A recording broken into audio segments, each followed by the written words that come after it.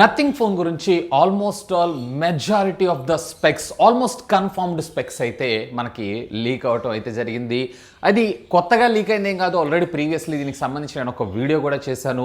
But ఈరోజు అది confirmation అని అనుకోవచ్చు. అండ్ ఈ మొబైల్ ఫోన్కి సంబంధించినటువంటి లాంచ్ డేట్ కూడా almost all confirm and about to launch అని మనం చెప్పుకోవచ్చు. సో ఇది వచ్చేటప్పటికి ఒక mid range flagship mobile phone కింద మన ముందు తీసుకొచ్చేటువంటి అవకాశం అయితే ఉంది.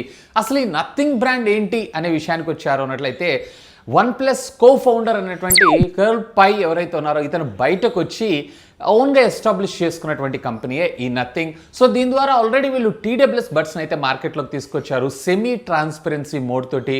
అండ్ ఇప్పుడు మన ముందుకు రాబోతున్నటువంటి నథింగ్ 1 ఫోన్ ఏదైతే ఉందో ఇది కూడా మనకి ఈ సెమీ ట్రాన్స్పరెంట్ డిజైన్తోనే మన ముందుకు వచ్చేటువంటి అవకాశం అయితే ఉందంట.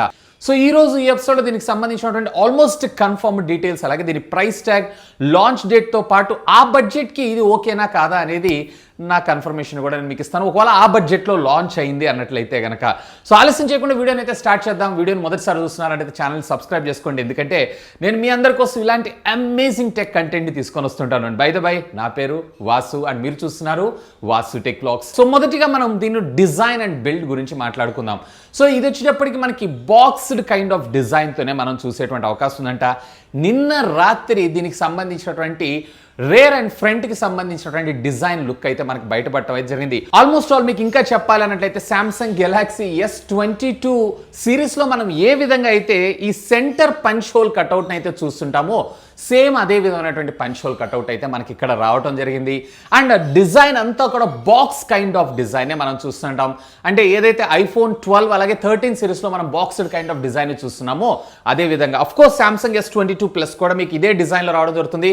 కాకపోతే కొంచెం కర్వ్డ్ మనకు రావడం అయితే జరుగుతుంది. వేరే అక్కడ వచ్చేటప్పటికి మీకు బాక్స్ టైప్ ఆఫ్ డిజైన్ మన ముందుకు రావడం జరుగుతుంది. ఇన్ఫాక్ట్ ఈ డిజైన్లో హైలైట్ ఏంటి అంటే ఇప్పటిదాకా ఏ కంపెనీ కూడా మనకి ఇలాంటి డిజైన్ తోటి తీసుకొని రాలేదు. దీంట్లో వీళ్ళు సెమీ ట్రాన్స్పరెంట్ డిజైన్ అయితే తీసుకొని రాబోతున్నారు. అంటే సైడ్స్ అలాగే ఫ్రంట్ మీకు డిస్ప్లే ఉంటుంది, బ్యాక్ సైడ్ అంతా కూడా ట్రాన్స్పరెంట్గా గ్లాస్ రావడం అయితే జరుగుతుంది.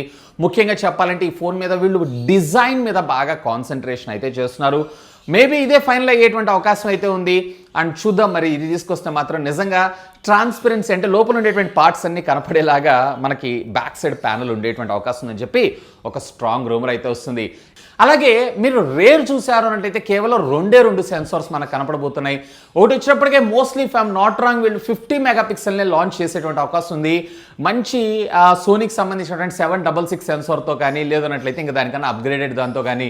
మరొకటి వచ్చేటప్పటికి వీళ్ళు అల్ట్రా వైడ్ యాంగిల్ కోసం మన ముందు తీసుకొచ్చేటువంటి అవకాశం ఉంది. ఇఫ్ ఐఎమ్ నాట్ రాంగ్ ఇప్పటిదాకా 8 మెగాపిక్సెల్ చాలా మొబైల్ ఫోన్స్లో మనం చూస్తున్నాం కాబట్టి మేబీ ఇది వచ్చేటప్పటికే 12 మెగాపిక్సెల్ తీసుకొచ్చేటువంటి అవకాశం ఉందని నేను అనుకుంటున్నాను. వేరే ఫ్రంట్ కూడా పంచ్ హోల్ కట్అవుట్ చిన్నగా ఉంది. మోస్ట్లీ వీళ్ళు వచ్చేటప్పటికే 32 మెగాపిక్సెల్ కెమెరాని మన ముందు తీసుకొచ్చేటువంటి అవకాశం అయితే ఉంది. ఇక దీంట్లో కాన్ఫిగరేషన్ విషయానికి వచ్చారంటే Qualcomm Snapdragon 7th generation first processor. Of course ఇది వచ్చేటప్పటికి ఒక 5G ప్రాసెసరే. దీంతోనే మన ముందుకు వస్తుంది. ఇది 100% కన్ఫర్మ్.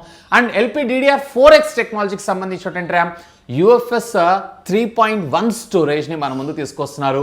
ఆల్మోస్ట్ ఆల్ ఒక ఫ్లాగ్షిప్లో ఉండేటువంటి స్టోరేజ్ మెమరీని మనకి ఇందులో తీసుకొని రావడం అయితే జరుగుతుంది. ఇక దీంతో పాటు మనకి బ్యాటరీ డిపార్ట్మెంట్ విషయానికి వచ్చారు అన్నట్టయితే దీంట్లో మనకి 4700 mAh ఆఫ్ ద బ్యాటరీతో పాటు మనకి fast charging technology mostly 60 to 80 watts మధ్యలో ఉండేటువంటి అవకాశం ఉందంట. అలాంగ్ సైడ్ విత్ ఇందులో మనకి రివర్స్ వైర్లెస్ ఛార్జింగ్ టెక్నాలజీని కూడా తీసుకొని రాబోతున్నారు.